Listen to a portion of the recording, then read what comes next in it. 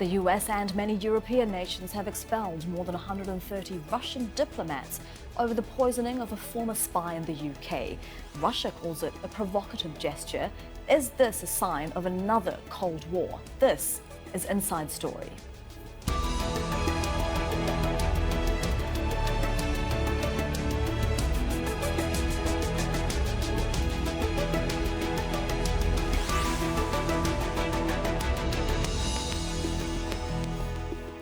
Hello and welcome to the programme. I'm Elizabeth Puranam. It is the worst diplomatic crisis between Russia and the West since Moscow annexed Crimea 4 years ago, drawing comparisons to the Cold War. More than 20 countries, European powers as well as the US, Canada and Australia have teamed up to expel more than 130 Russian diplomats. The US led the way, ordering out 60 Russian officials and shutting down the country's consulate in Seattle. It is in response to the attack on a former Russian spy in Britain earlier this month. EU leaders and the US agree with British officials that it was highly likely that Russian intelligence used a rare military-grade nerve agent to poison Sergei Skripal and his daughter Yulia. Russia has repeatedly denied the allegations. Many say the expulsions are a diplomatic victory for the British government. This is the largest collective expulsion of Russian intelligence officers in history. I have found great solidarity from our friends and partners in the EU, North America, NATO and beyond over the past 3 weeks as we have confronted the aftermath of the Salisbury incident. And together we have sent a message that we will not tolerate Russia's continued attempts to flout international law and undermine our values. I think you're seeing an increasingly move of bad judgment by Russia. And when we see these espionage tactics that are taking place right here at the heart of the UN, we can't have that. And this is really not just us, but multiple countries saying all of these actions have to stop. This is not what we do in any other place, and it can't be acceptable for you to do this. Unfortunately, Russia's now being held accountable for a lot of things, and they have a decision to make. They are asking for one, then two diplomats, while whispering apologies into our ears, to leave this or that country.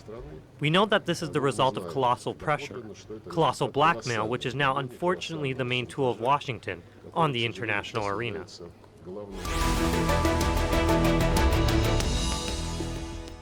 Well, let's bring in our panel now. From Moscow, Vladimir Sotnikov is director at the Russia East-West Center for Strategic Studies. In Berlin, Thorsten, director at the Global Public Policy Institute. And in Washington, D.C., Graeme Bannerman, a former US State Department staffer. Very warm welcome to you all. Mr. Banner, just how much of a deterioration in relations is this between Russia and the West? Certainly an escalation in relations. What we've seen in the past days, of course, is mostly a symbolic move. It's quite a formidable diplomatic statement on the part of the EU that also countries like Italy and Hungary joined those expelling Russian intelligence officer. It's also a strong signal vis-à-vis the United Kingdom that was attacked on its soil, and it's the signal that even post-Brexit we want to cooperate on security matters with the United Kingdom, and that regardless of how ridiculous your foreign secretary is, that we will stand with the United Kingdom on these matters. And Mr. Sotnikov, President Vladimir Putin has said that, this was unfriendly and provocative. But do you think Russia should be surprised at all by this action if it's going to assassinate former agents on foreign soil? Well, first of all, I would like to say, I very attentively listened to my esteemed colleague from the United States, from a former State Department employee. So I think that Russia is believing that there is no proof, actually. There is no actual proof that Russia attacked so-called attacked the United Kingdom on its own soil, as it was presented by the United Kingdom officials. And another thing is that this expulsion of Russian diplomats, actually, that huge expulsion since the Cold War era, reminds me actually the Cold War era when there were a tit-for-tat competition. Yeah. I don't think that Russia actually somehow involved in this horrible act of killing the former Russian spy. I think there were some other agencies which were involved in this. If it wasn't Russia, Mr. Sotnikov, which of course all of these other countries that have expelled Russian diplomats believe it is, who would be responsible? If I understood you right, who will be responsible for what? For expulsion Russian diplomats? Or for the assassination of Sergei Skripal, if it isn't Russia who's behind it? That isn't Russia, actually, definitely. This is a provocation. I think that most probably there could be a joint action on behalf of some secret services, Western secret services, unnamed. I don't know whether it's MI5 or MI6 or probably together. This is joint operation between MI5, MI6 and CIA. I don't know, but this is really a provocation, actually. Right. Well, for now, we will have to take the British government at their word, like many other countries have, including the US. Mr. Bannerman, what about America's action here? Is it a significant toughening of the US stance towards Russia? Oh, it's clearly a very significant act because it's unprecedented in the size and of expulsion of Russian diplomats from the United States. You have the 48 in Washington and 12 in New York, and then they're going to close the consulate in Seattle. But it's meant to be a clear signal to Russia, I think, that there are certain behaviors that are unacceptable. One is the action in the UK. For us in the United States, there's also the interference in our elections. Those two issues have caused a great strain in the relationship. And I think this was meant to be a gesture to Russia, say this is a very serious problem. We need a relationship with Russia. We don't want to go back to the Cold War, but there are certain behaviors that cross lines. And is that message being said with one voice, do you think? Is the US administration speaking with one voice on this issue? Because although we have seen this great number of diplomats excelled, we did have President Trump speak with President Putin on the phone just days ago, and he didn't even bring up the Sergei Skripal case and went against advice and even congratulated him on his election victory like he did on Twitter.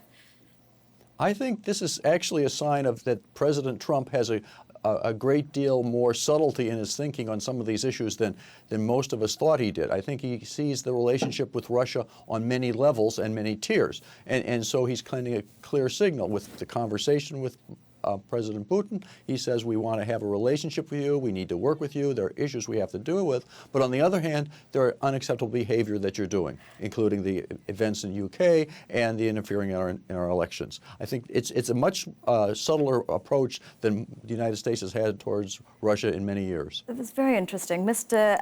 Benner, if that is where the US stands, what about the European Union? Because we've had the European Council President Donald Tusk saying that there could be more measures in the coming days. I mean, you're saying that the expulsion that we've seen so far, as great as it is symbolic.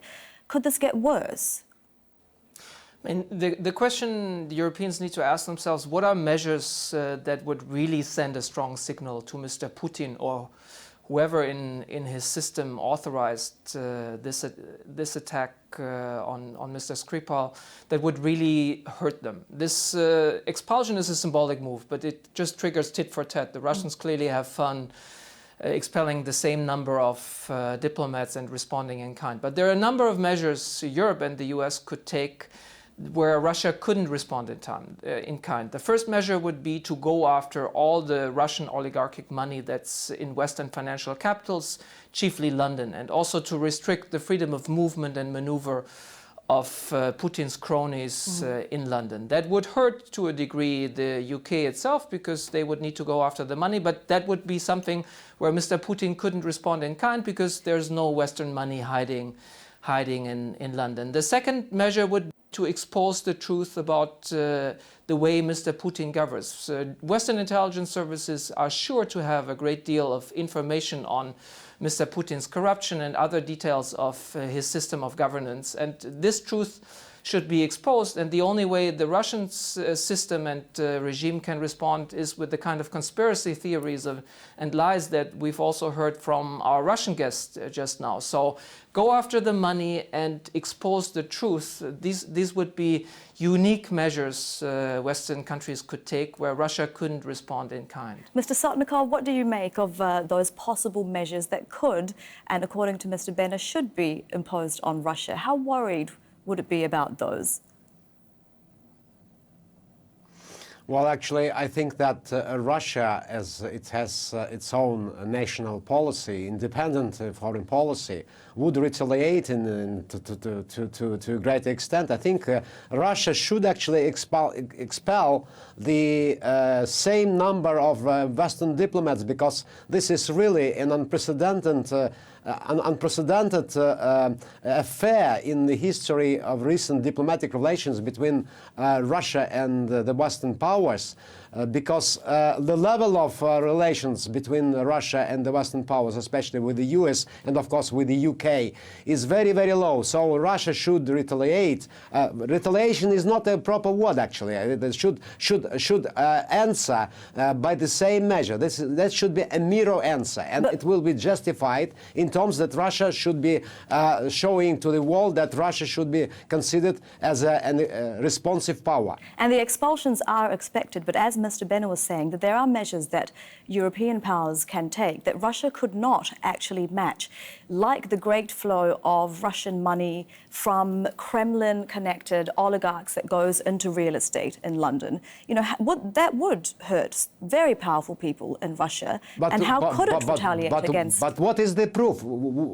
What is the proof of this, as you say, as you put it, flowing money from Russia to the West? And as my esteemed American colleague said, corruption is, and he actually mentioned in the Putin regime. So what are the proofs? Because the proofs are just generated in the Western press, and they're generated among special services. So no actual proof actually were presented to the Russian people. Only we can say, and we can hear that some agency, some political analyst in the West is saying about that. But what is we need the complete and whole truth about that, and proof. Mr. Benner, would you like to come back on that?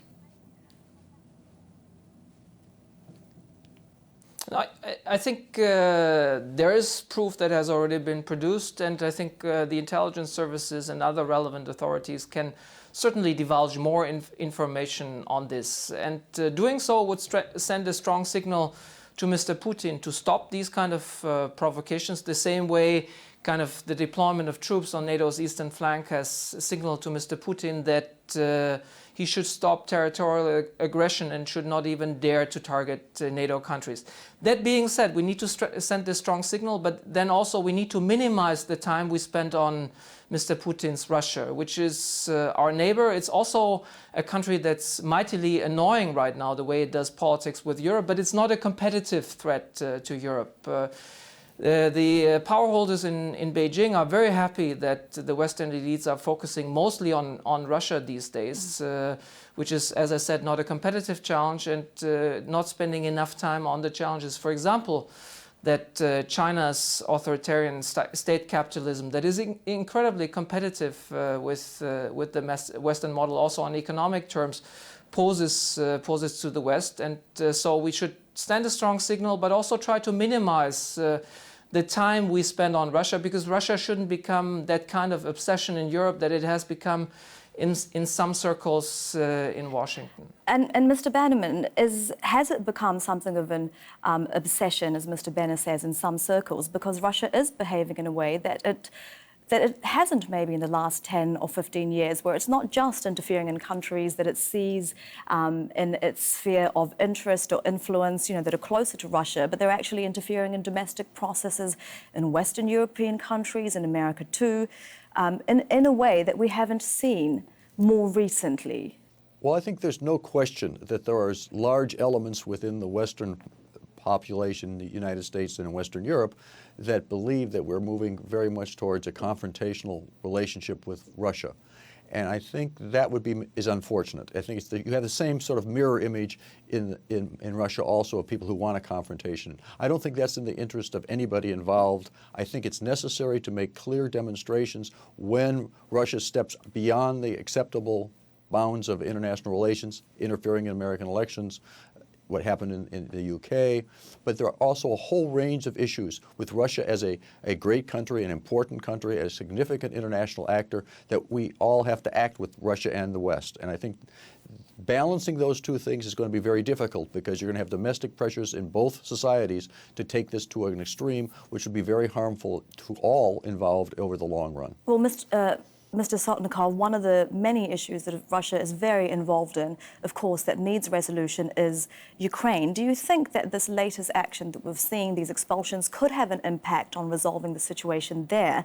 Do you think they could make Mr. Putin more reluctant to, say, deal with these countries in finding a solution, or maybe more willing because of the international pressure?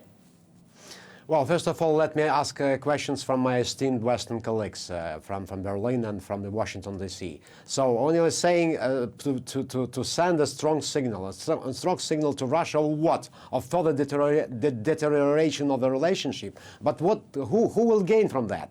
But this is a question, whether they would like to answer it or not later on. But regarding your question, actually, I think that despite all this tete-a-tete confrontation, I mean, despite the expansion of diplomats, my prediction is that the negotiations with Ukraine will continue. And believe me, Russia has no any interest of conquering Ukraine or just to prolong the situation, to have the Ukrainian crisis prolonged, because it actually affects the relationship of Russia with Ukrainian people, because we have strong ties, keen ties between Russians and Ukrainians. So I think that Mr. Putin will actually continue with the peace process in Ukraine, and that was he will be calling West to do the same, and just to ask Ukrainian authorities to be reasonable and to continue the process of peaceful negotiations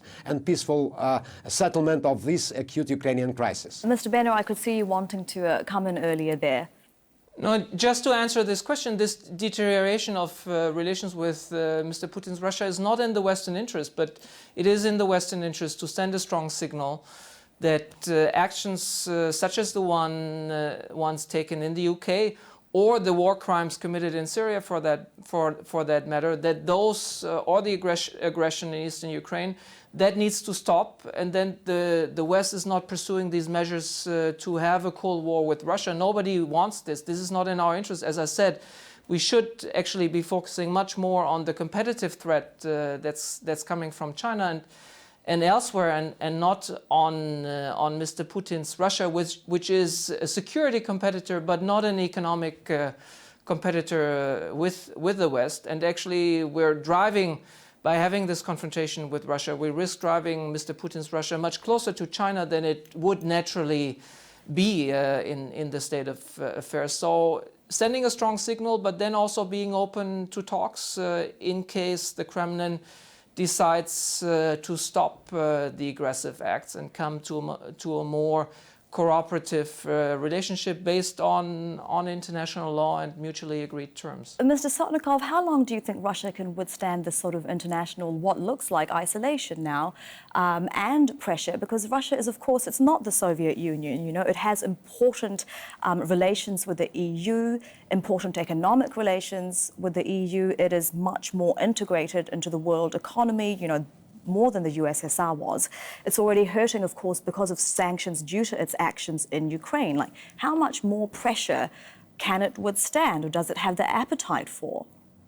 Well, let me tell you first of all that Russia has been already withstanding this mounting pressure from our Western partners since the year of 2014, since the joining Ukraine into the composition of a Russian Federation. So, and well, Russia will sustain this crisis. Yes, sanctions are taking toll. Yeah, I agree, but not to extent that Russia will collapse. And another thing which I would like to ask my Western colleagues. You are saying Putin's Russia, Putin's regime, and everything like that. So, but just recent elections showed that more than 2/3 of Russian population, including myself, voted for the president to be Vladimir Putin. So which Russia they would like to deal with in the future, without Putin or with someone else? This is to me nonsense. Mr. Bannerman, how do you think that the US is going to deal with? I say Putin's Russia or the Kremlin. I say Putin's Russia or the Kremlin for the very reason that this is not directed against Russian citizens and Russian people. They're not enemies of the West. It's their government that chose this confrontation with the West. But we need to kind of keep the lines open, especially with Russian citizens. And you mentioned the elections. I mean, these were not free and fair elections. I realized that Mr. Putin, also based on his propaganda machine, has a great deal of support, apparently, within the Russian population. But then why disqualify one candidate by turning him into a pseudo-criminal and not allowing him to run? That's Mr. Navalny, and another potential challenger was assassinated the year before. So we cannot speak of fair and free elections, and there's not an open information environment in Russia. So and that is a good point, Mr. Benner, but we're not talking about for the regime, but we shouldn't mistake the Kremlin regime for the Russian people. I'd like to bring Mr. Bannerman in now, because Mr. Benner was talking about, you know, a more nuanced way of dealing with Russia, which is what you were saying, that the US administration, that the President, Donald Trump, has been, you know, more subtle in dealing with this than he has been in the past. So what will the US administration do now, do you think, beyond these expulsions? Is there any way to move forward here? I think many of us in the United States were surprised that President Trump has a more subtle approach to these issues than we originally thought of him, because his public statements are often in conflict from his actions. But I think what's important is President Putin is the leader of Russia. Countries deal with countries, and therefore we have to deal with President Putin and the Russian government. We're not going to deal with the people we prefer to deal with within Russia. Russia is an important player on many, many issues that are important to the Western countries and to the United States specifically. For example, in the Middle East, there's no solution to Syria unless the Russians are fully involved. They've taken the lead, they're playing an important role, but everybody needs to help solve that problem. The Iranian problem, the aggression of Iran in the region is a serious concern to many people. Russia has to be a partner in solving that. The Ukraine obviously cannot be solved without Russian participation. Therefore, we do not want to see the relationship on extraneous issues break down our ability to work with Russia to solve major international issues that are vital to the national interest of the world. Mr. Sotnikov, do you think that Russia feels now, with this action that's been taken, that this is a turning of the tide, that they are dealing now with a more united West, and are they going to be more cooperative, do you think? I don't think that you mentioned the phrase more united West. The united West on which issue? On the issue of expulsions. But look, if you have some small countries like Poland, Greece, so they expelled for one diplomat, and one diplomat will be soon exchanged for another diplomat coming to this country. But this is not a united, to my mind, this is not a united position. Mm-hmm. This is just using the pretext, the very dubious pretext of killing the ex-spy Skripal to unite ranks of Western powers. But right, I would like to ask a question to from my colleagues. Just small question.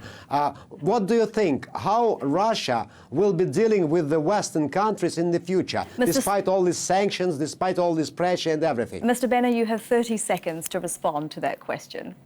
I hope that Mr. Putin's government will decide to deal with the West in a responsible and cooperative manner eventually. As I said, it's not in the West's interest to have a confrontation with Russia. Nobody gains from that in the West. The Russian regime right now is a major nuisance, but is not a competitive economic threat. And we hope that we come back to a relationship that is responsible and cooperative, but that presupposes cooperative and responsible behavior on the part of the Kremlin. Mr. Benner, thank you very much for that. That is Thorsten Benner joining us from Berlin, Vladimir Sotnikov in Moscow, and Graeme Bannerman in Washington, D.C.